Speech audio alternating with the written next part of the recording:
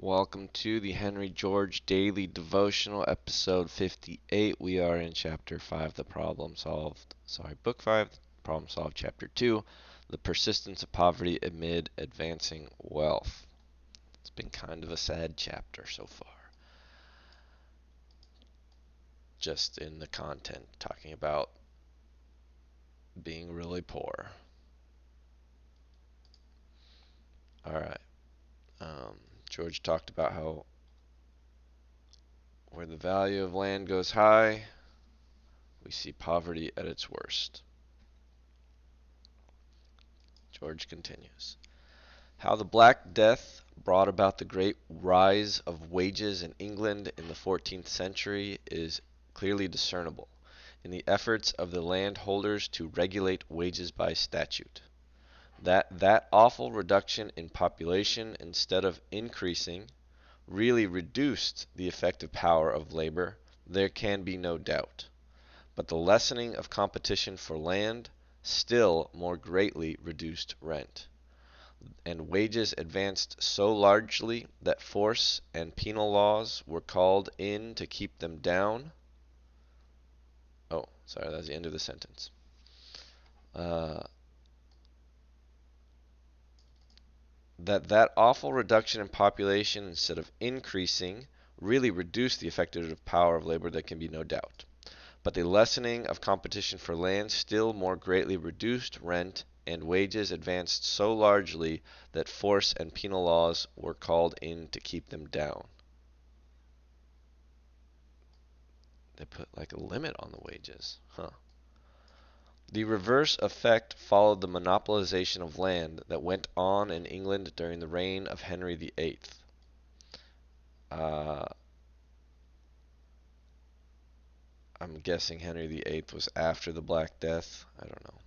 In the enclosure of commons and the division of the church lands between the panders and the parasites, who were thus enabled to found noble families. Is that the origin of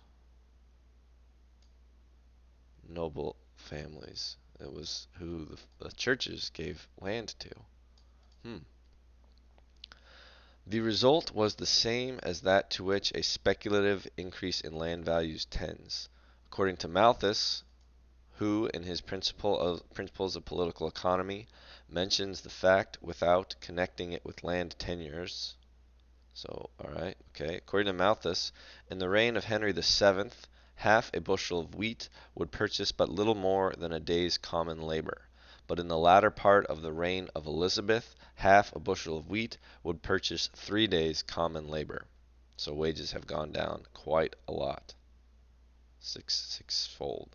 I can hardly believe that the reduction in wages could have been so great as this comparison would indicate. Well, Malthus said it was so. Do we trust that report? George continues. But that there was a reduction in common wages and great distress among the laboring classes is evident from the complaints of sturdy vagrants and the statutes made to suppress them. The rapid monopolization of the land, the carrying of the speculative rent line beyond the normal rent line, produced tramps and paupers, just as like effects from like causes have lately been evident in the United States. We have our tramps and paupers because of the speculation around the railroad, transatlantic railroad. Why is it called transatlantic? I mean, I guess it's connecting the Pacific and the Atlantic. Am I making that up?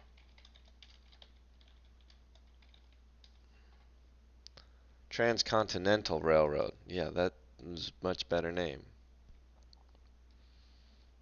Yeah, transatlantic is the whole like London to New York kind of connections. Duh. All right.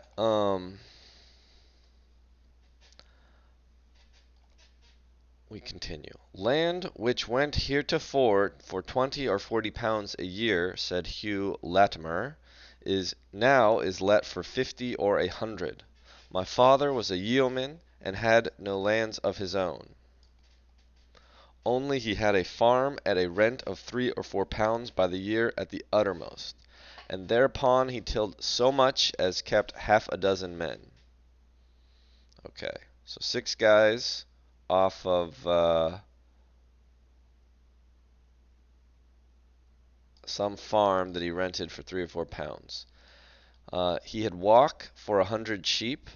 Okay, and my mother milked 30 kine.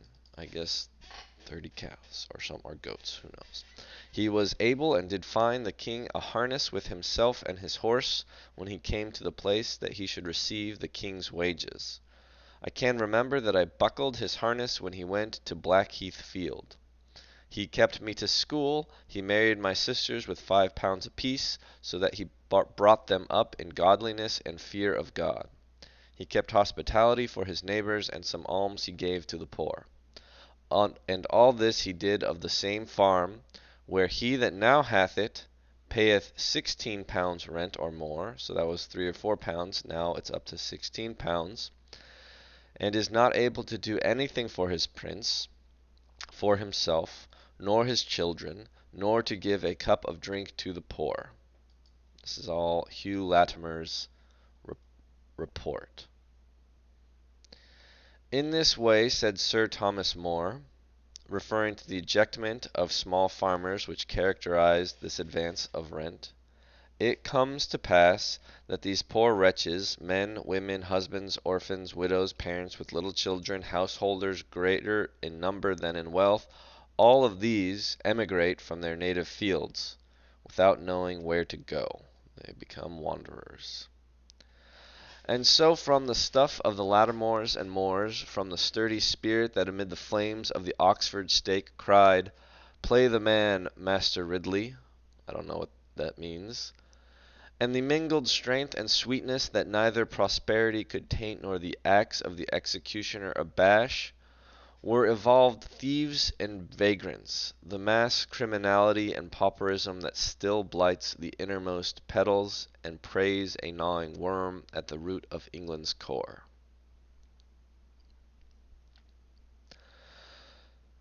But it were as well to cite historical illustrations of the attraction of gravitation. The principle is as universal and as obvious. That rent must reduce wages is as clear as that the greater the subtractor, the lesser the remainder. Yeah. The more you take away, the less you end up with. That rent does reduce wages, anyone, wherever situated, can see by merely looking around him. I know in yesterday's daily devotional I mentioned Compton, and then last night I drove through a poor part of Long Beach, uh, and you know, Long Beach has got some really rough areas, and I remember seeing a sign in one of these rundown slums, effectively, saying "for rent," and I just wondered what it rents for. I don't know, but more than those people can pay. That rent does reduce, yeah. There is no mystery as to the cause which so suddenly and so largely raised wages in California in 1849 and in Australia in 1852. It was the discovery of the placer mines in unappropriated land to which labor was free that raised the wages of cooks in San Francisco restaurants to $500 a month. Remember, this 6 is going to be a dollar symbol.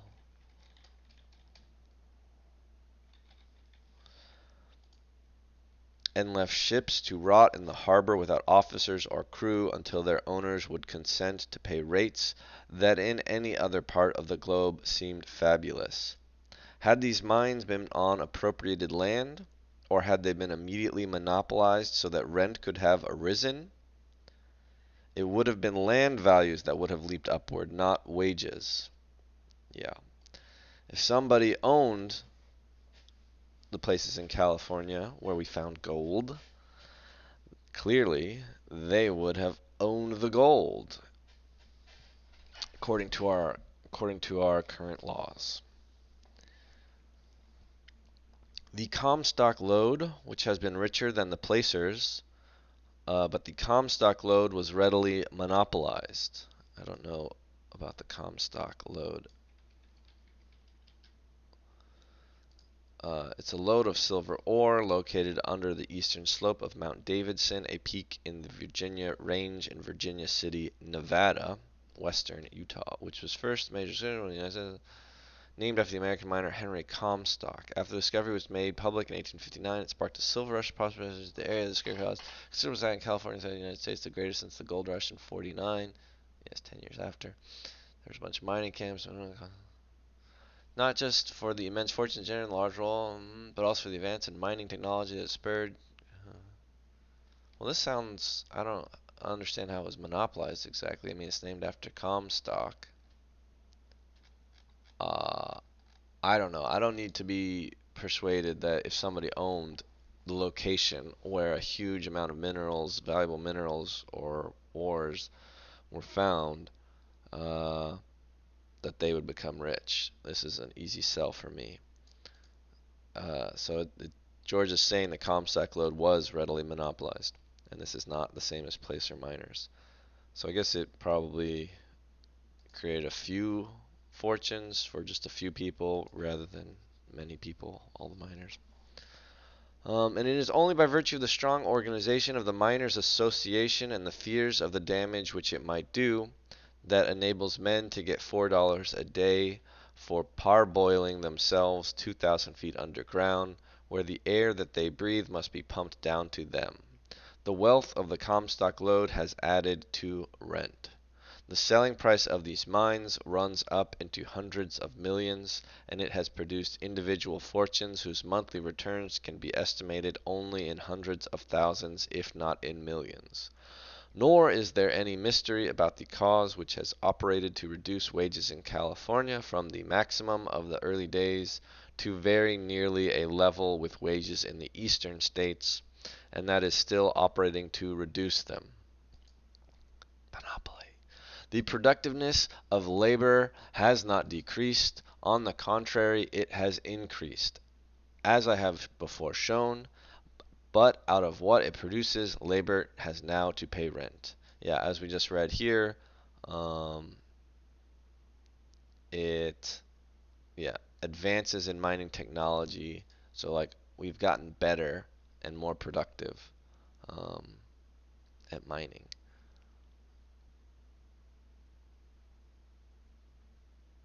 Of course, without historical data, you could still say that they're not the rate at which they were mining might have decreased. I mean, at some point it decreased, but probably at this time it was not that way yet. I don't know. As the placer mine deposits were exhausted, labor had to resort to the deeper mines and to agricultural land. But monopolization of these being permitted, men now walk the streets of San Francisco ready to go to work for almost anything, for natural opportunities are now no longer free to labor. Yes, when the placer deposits were gone, the only thing left were these other places, but these, I guess, had already been sold as land to people who then uh, controlled them. So then the other laborers, you know, had to basically just become wage slaves. The truth is self-evident. Put to anyone capable of consecutive thought this question. All right, are you capable of consecutive thought? Suppose there should arise from the English Channel or the German Ocean a no man's land on which common labor to an unlimited amount should be able to make 10 shillings a day, and which should remain unappropriated and of free access, like the commons which once comprised so large a part of English soil. What would be the effect upon wages in England? All right, think about that one. I just want to point out this is excellent use of comprised. The commons comprised the large part of English soil. English soil was composed of the commons. Anyway, what's the answer? What would the effect be upon wages in England? The person who is capable of consecutive thought, which in this case is you would at once tell me that common wages throughout England must soon increase to 10 shillings a day. I would argue in a sort of pedantic way that you would accept less to work in England because you get to be around other things. Whereas if you went and worked in this no man's land, there wouldn't be much there. But the point is still taken by me. I get it. And in response to another question, to you, the consecutive thinker, what would be the effect on rents?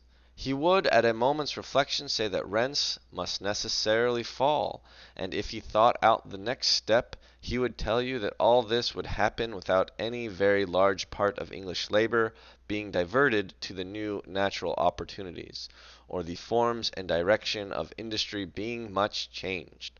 Only only that kind of production being abandoned which now yields to labor and to landlord together less than labor could secure on the new opportunities, the 10 shillings. The great rise in wages would be at the expense of rent.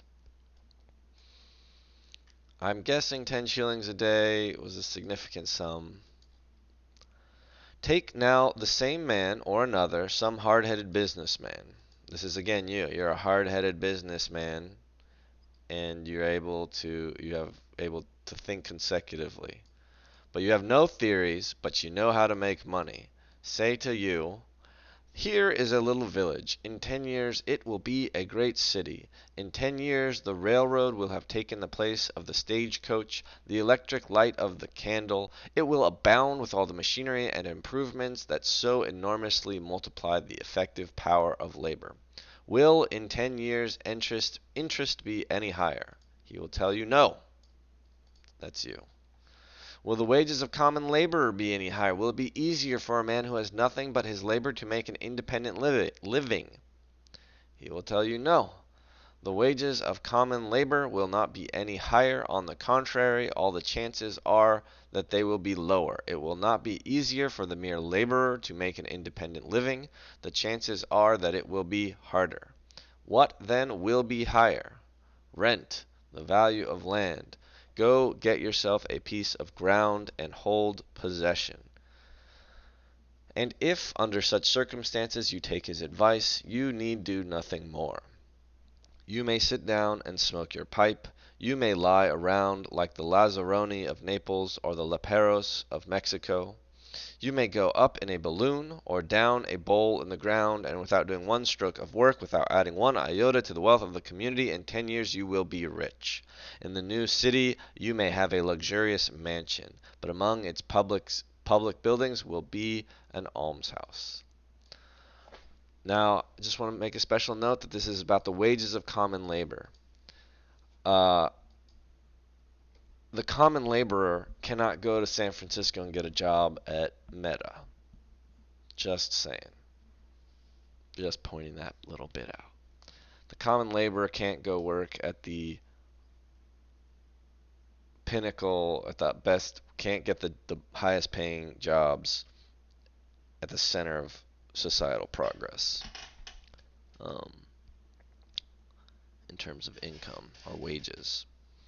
Uh, Again, wages are always just going to be decided by uh, that lowest level and then increments upon that as a sort of bidding function to persuade people to go do these other harder jobs, or they're not necessarily harder, but the employer needs wants to only wants to select only the highest qualified people.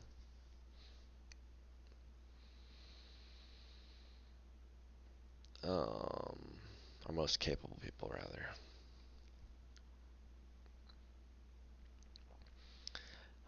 Yep, so you'll be rich if you claim a piece of land in that city now and wait 10 years. George continues. Yeah, we're close to the finish here. In all our long investigation, we have been advancing to this simple truth, that as land is necessary to the exertion of labor and the production of wealth, to command the land which is necessary to labor is to command all the fruits of labor, save enough to enable labor to exist. Yes, this is George's literal living wage, which is a wage of survival, a wage at which you consent to reproduce. It is not a modern idea of a nice livable wage where it's implied that it would be something like comfortable. We do currently inevitably pay our lowest workers, lowest compensated workers, a literal Georgist living wage. Um, because we see that there's plenty of people who work at McDonald's who are able to at least live because they have, also we give them welfare, um, and they are able to reproduce. We pay them this. I'm trying to come up with yeah, it's just funny that we use this term livable wage currently now, when if you think of a literal wage that is like minimally livable, is what like George says. He uses that always like the at which you'll consent to reproduce. So it's like a reproducible at wage, which is not a very easy term to say. Anyway, terms aside. We have been advancing as through an enemy's country in which every step must be secured, every position fortified, and every bypath explored. For this simple truth, in its application to social and political problems, is hid from the great masses of men, partly by its very simplicity, and in greater part by widespread fallacies and erroneous habits of thought, which lead them to look in every direction but the right one for an explanation of the evils which oppress and threaten the civilized world.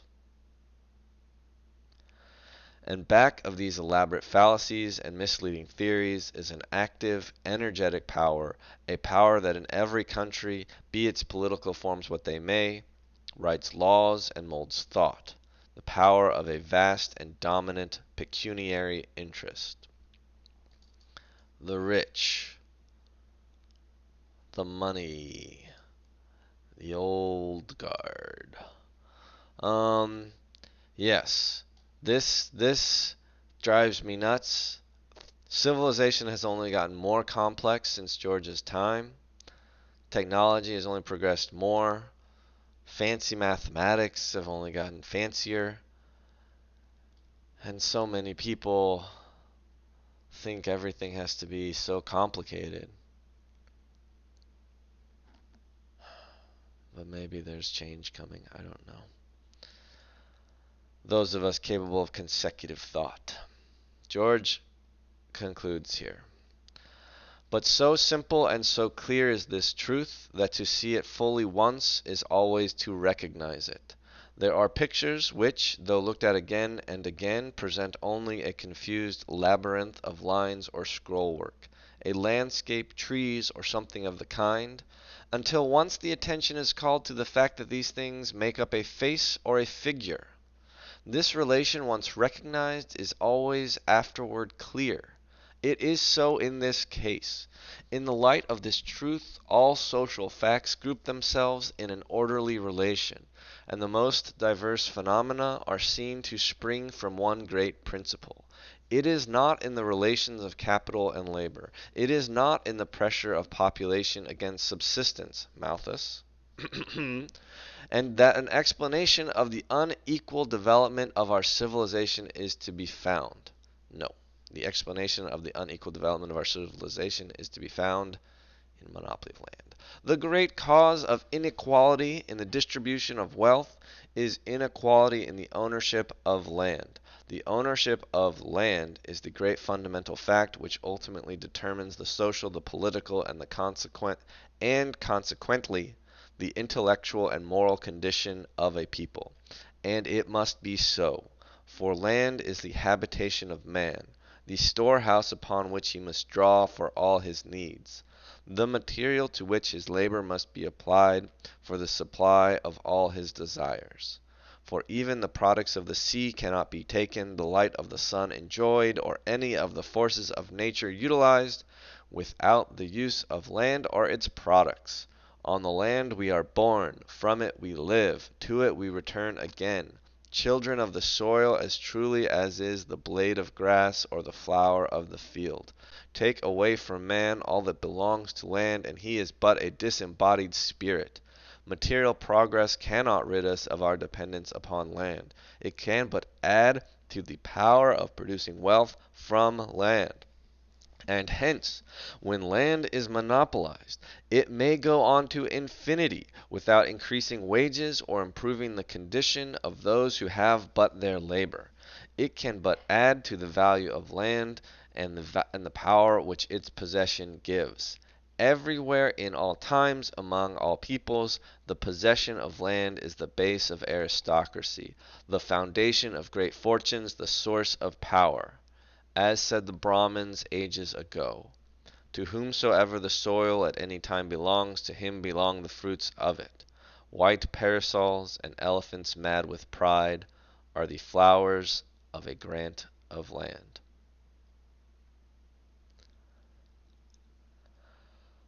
Yep.